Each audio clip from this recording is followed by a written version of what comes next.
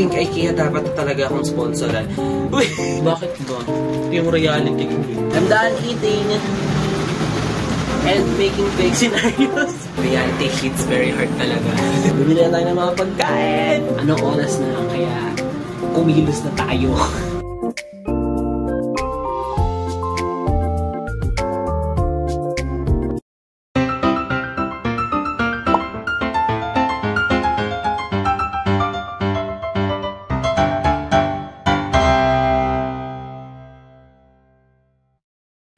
Guys, welcome to this episode.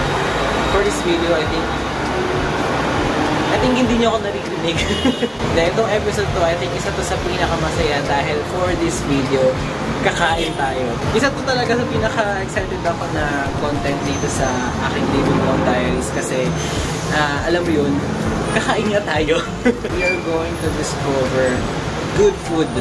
Sana puro good food lang yung mga makita natin dito sa Manila. So ngayon is merienda time. So ang bibili natin yan is merienda. So bigyan natin kung ano yung mabibili natin.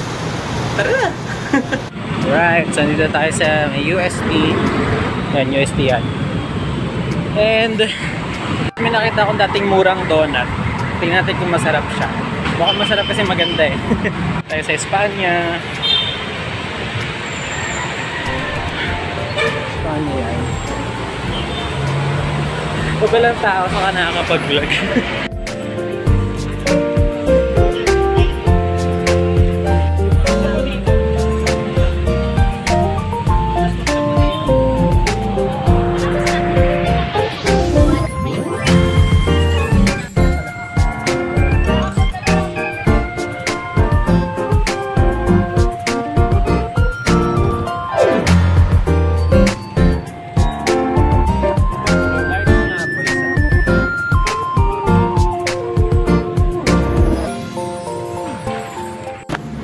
Okay, so ito na siya. Ang pangalan nun, Anilas. Ayan. Meron siyang box kapag 1 dozen yung binili mo. So binili ko lahat ng flavor ng mga mini nila. So yung mga flavor nila, merong ito, strawberry, milky cheese, choco ano yun? Choco coconut, di ko alam kung pinagkaiba nila. Ube coconut, tapos buko pandan. So, 6 na flavors yung mini. So, tikman natin sila. Ayan, ito. Ano lang, basic na lemonade. Pero masarap. Unahin natin, feeling ko yung pinaka hindi ko magugustuhan. Ano ba? Strawberry siguro. Unahin natin yung strawberry. Ito siya.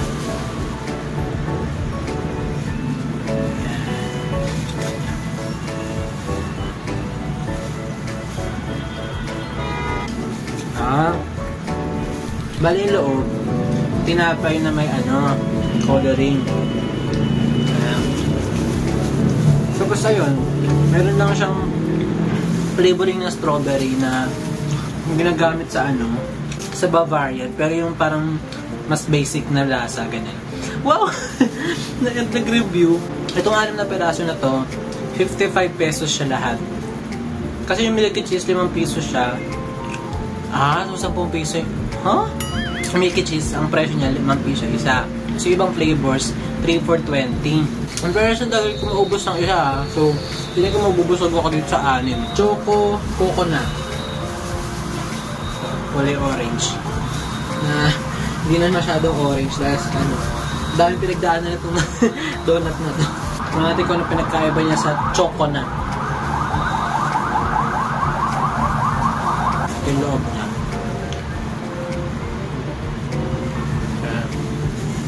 And mas masarap yung strawberry kaysa dito. Para siyang nag-attempt na maglasang chocolate. Pero hindi nyo nagawa. Hindi ako marunong mag-describe ng pagkain. Hindi ako siguro magiging food vlogger. Parang may lang siya, maliit na flavor ng cocoa, ganyan. Tapos coconut. Yung mga sprinkles niya, siya, medyo may coconut, siya, flakes. Medyo okay naman. Pero mas nagustuhan ko yung strawberry. Ngayon, tikman na natin yung choconut. kakaalaman na. Ano pinagkaiba niya sa choco coconut?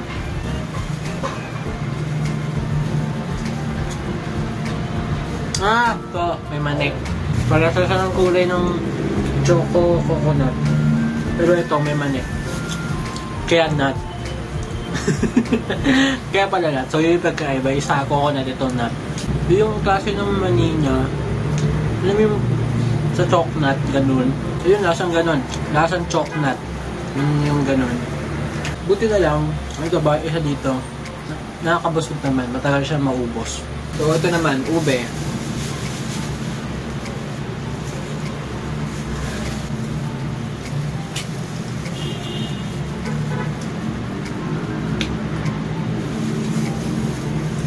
Ayan yung ano,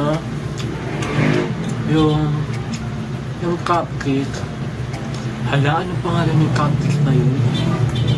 Yung cupcake na yun, may pandan, may ube, may chocolate. Yan yung lasa.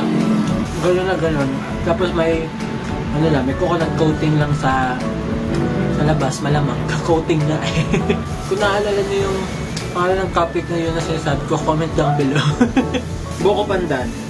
Piling ko, kasing lasa lang din to nung cupcake na sinasabi ko kanina.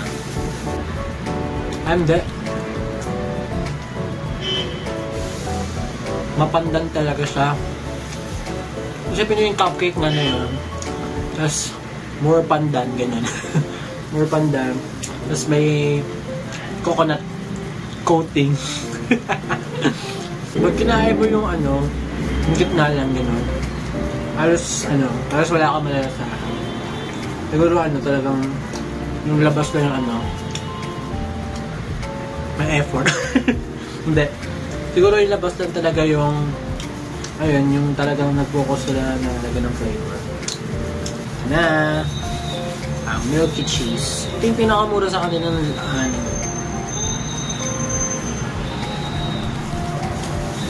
ewan ko kung bakit. Pero ito yung hinulit ko kasi sa tingin ko pinakamagustuhan ko. Pag hindi, hindi sad.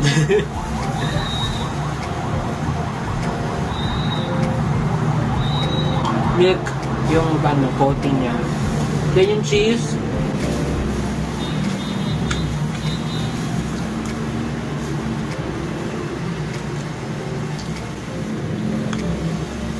Wala akong malas na ang cheese. Ito yung kulay niya. Pero asa yung cheese ba? Ay, ito. Ito yung cheese. So, ito na yun. Ay, paano nyo ba makikita? Ayan. Ayan lang. Ang cute naman yung cheese na yan. Pero alam nyo, sikat ng na to. Tindahan na to. Minsan, yung unang beses ko na napuntahan niya, may mahabang pila siya. Ganun siya ka-famous. For Anilas, I will give it an 8 out of 10. Yan, kasi mura naman yung mga mini donuts. So that's it for Anilas. Now to the next food. Hi guys, another day, another food discovery. Ang bibili natin is pang dinner. So pero ang naisip ko na pang dinner ngayon, which is paborito ko na pinapang dinner, is barbecue. So may nakita ko sa YouTube na sikat na barbecue dito sa Manila, and yun yung pupuntahan natin ngayon. So pangalan niya is James and Che Barbecue, something ganun. Basta ipapakita ko mamaya. Ay hindi, hindi na pala. Tara na.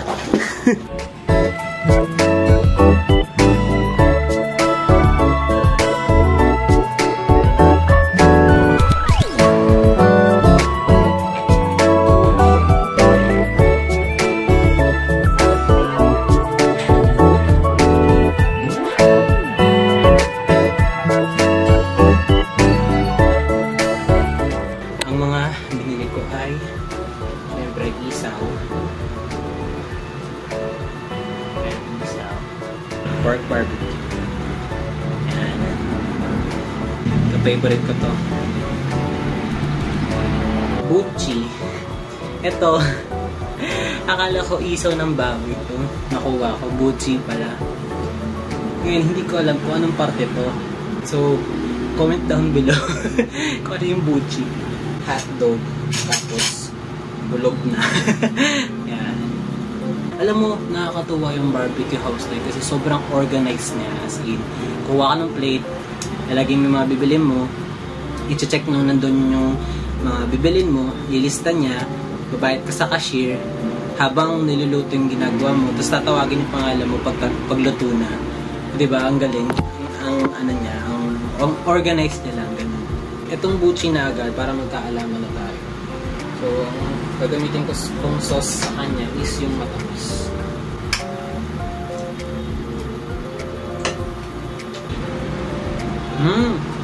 Sarap.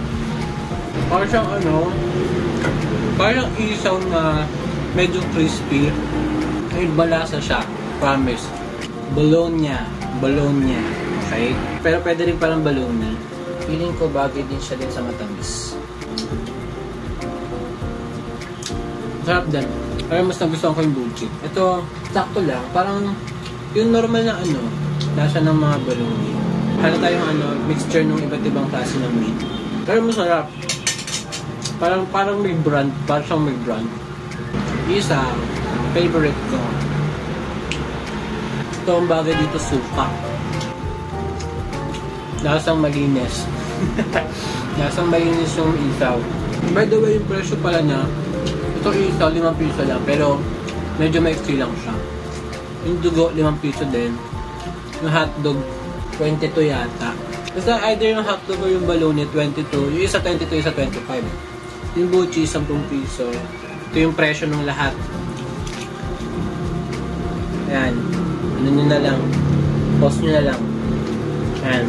So, isaw ng manok, 5 piso. Buchi, 10 piso. Bologna, 20 pesos. Pork barbecue, 25. Hotdog, 22. Sobrang dami ng menu nila. Halos, parang kompleto. Parang kompleto yung nila. At as in, meron pang talong, may tilapia, may pusit. Grabe. That's a very, very good thing. Pork barbecue. Dito tayo magkakaalaman kasi maarte ako sa mga ganito. Dahil, hindi pala ako. Yung ngipin ko pala, yun yung maarte. Dapat, malambot siya. Malambot na malambot. Susuka ako ulit siya nun. Tingin. Malambot. Galing. Nagbe-break agad siya. Hindi ko alam kung paano mag-describe yung lasa. Pero, isipin yung normal na pork barbecue na may konting aftertaste. Mas okay pag doon sa matamis ka sinawsaw. Grabe, so parang sarap ng mga paninda niya. Next, itong dugo. Ito medyo common na yung lasa na ito. Favorite ko ito kaso wala masyadong special sa lasa na. Actually, parang mas masarap yun sa iba. Mas masyadong nagustuhan yung dugo nila. Sayang naman favorite. Yung pala may favorite. Hotdog. Ito malamang yun yung lasa nun. Magulat ako kung iba yung lasa na itong hotdog na to. Okay guys, that's it for James and Chess Barbecue's house. And so far, grabe, ayun, maganda yun. Maayos yung lugar nila, organized yung pagkakaano nung and yung mga pagkain, at least ito mga in-order ko is masarap talaga siya. As in. So, I will give James and Chess Barbecue's house a 9.5 over 10. Okay, so, next food.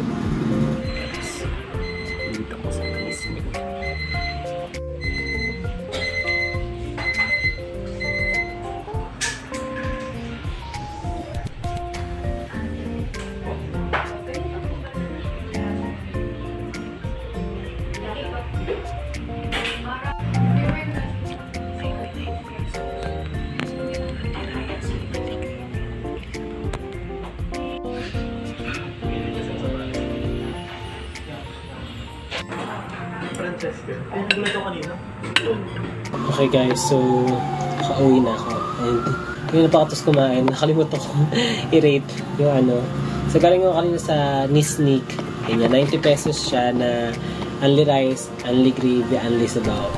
Kaso kanina is naubos yung gravy. only gravy. Kaso naubos yung gravy. So anyway, masarap naman yung in-order ko. In-order ko is yung Taiwanese fried chicken. Pero, apakalayo niya sa picture. Kaya ako siya in-order kasi based din sa picture, siya yung may pinakamalaking serving, ganyan. Para at least maraming ulam kasi nga only rice. Kaso, ang liit lang. Pero masarap naman siya, ganyan. And, yeah, yung sabaw, hindi ko rin nagustuhan. Hindi kasi ako fan ng miso ba yun? Miso, ganyan. Hindi kasi ako fan nun, kaya hindi ko siya nagustuhan. So, overall, I will rate this sneak 7.5 out of 10. Ganyan. Maganda naman siya, maayos naman. Kaso, ayun nga, kung hindi lang naubos yung gravy at kung medyo malaki yung serving ng ulam, ganyan. Pero understandable naman kasi 99 pesos lang. Ano, saan kayo makakita ng 99 pesos sa Manila na only rice, diba? So, yung mga pita-pita sa kasana, yung mga nakais. So, ayun lang. On to the next food.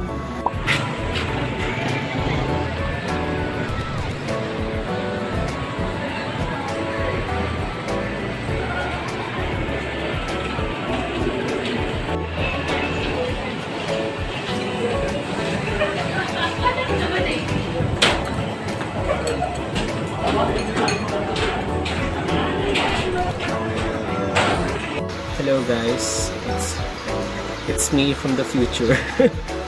Nawala kasi yung review ko dun sa James Pares. So, ulitin ko na lang. Pero ayun nga, yung James Pares is very very authentic. Local na Pares na siya.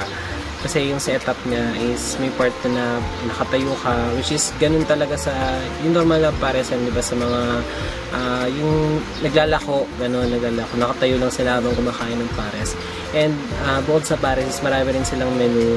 So, only rice doon and only sabaw ng pares. Tapos marami din silang mga meals like lechon, and basta marami, di ko na maalala kasi. So, ang binili ko dun yung parang best seller nila, which is yung pares ka. And ang sarap niya talaga. Malambot sobra yung beef. And ano siya, yung pagkakakat sa kanya is maliliit lang, parang sa paresan.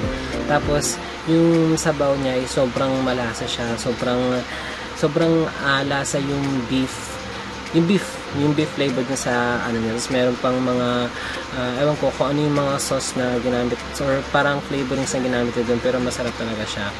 And ayun nga, gusto ko dun is only yung sabaw nila and only rice. So for 100 plus something pesos lang is talagang kaya mo mabusog ng sobra-sobra dun dahil nga only rice and only sabaw sila. Although ang ano ko lang naman dun is mainit kasi nga open space lang siya, pero sobrang sulit and enjoyable naman yung experience kapag kumakain ka ng pares nila. Parang imagine niyo yung lasa ng pares sa mga naglalako, tapos times 10 ng sarap. Ganun yung lasa. So, I think yung James Pares is very famous talaga siya sa Manila, and marami na actually na nag-feature dun sa kainan na yun sa YouTube and sa iba't ibang platform. So, talagang okay na okay siya. So, I will give James Pares a good 9.7 out of 10 kasi sobrang solid talaga. Yun lang.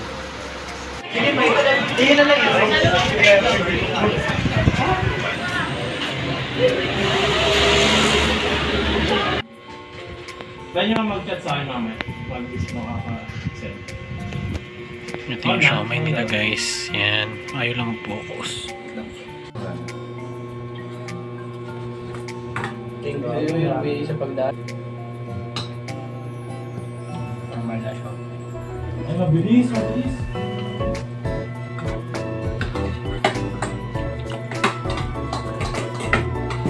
Okay guys, biglaan lang yung pagpunta ko sa Angkong kanina. Pero anyway, yun yung ating last food for this episode. So yung Angkong, ano lang siya, maliit lang na doon, na kainan doon sa street na yun dito sa may gilid na UST. Yan. So yung Angkong meron siyang iba't ibang flavors, mga siomai dumplings, egg quail dumpling. Pero ang binili ko lang is yung original lang, yung siomai lang. And tama ang chismis. Masarap siya. Masarap ang angkong, guys. Kahit na yung original na siomai lang nabili ko, pero feeling ko is masarap din yung iba kasi talagang ano siya, patok na patok talaga siya sa mga students, sa mga tao dun na talagang marami or talagang pila dun sa angkong kanina. Nakita nyo naman, di ba? And yung sa lasa ng original siomai nila, talagang malalasahan mo dun yung meat. Ma-feel mo na parang talagang Hindi ko lang sure, pero mafe-feel mo na sila yung gumawa ng siomai nila, yung siomai na tinitinda nila. And sobrang ano talaga, masarap talaga siya. And actually sulit din siya, ano lang siya, yung binili ko kanina siomai with rice, ano lang siya, 70 pesos lang siya. So, tapos 4 na siomai na yun, then may calamansi and sauce na siya. Yung sauce is ano lang, medyo maanghang. Maanghang talaga siya para sa akin kasi mababaw lang yung tolerance ko sa anghang. Pero masarap din siya, yung sauce niya. And then, ayun nga, masarap yung siomai niya. Very meat. Malalasa mo talaga yung meat sa kanya. And fresh, yun. Yun yung masasabi ko, fresh and meaty talaga yung siomai nila. And malasa talaga. So, I will rate this angkong as 9.8 over 10. Huy! May point 2 pa. Yeah. I think that's it for this episode, guys. That's it for some of the food ventures that I did here in Manila while living alone here in Manila. And kung may masasuggest kayo or marirecommend sa akin na food na pwede ko ma-discover dito sa Manila, just comment down below kung ano yung mga gusto nyong itry ko na pagkain dito sa Manila. And kung meron, then magkakaroon tayo ng part 2 for this episode or for this food venture here in Manila. And that's it for this episode, guys. I hope nag-enjoy kayo. And if you do, don't forget to like and share this video. And of course, subscribe to my channel. Goodbye, guys. I am Slay. And see you on the next episode. Bye-bye!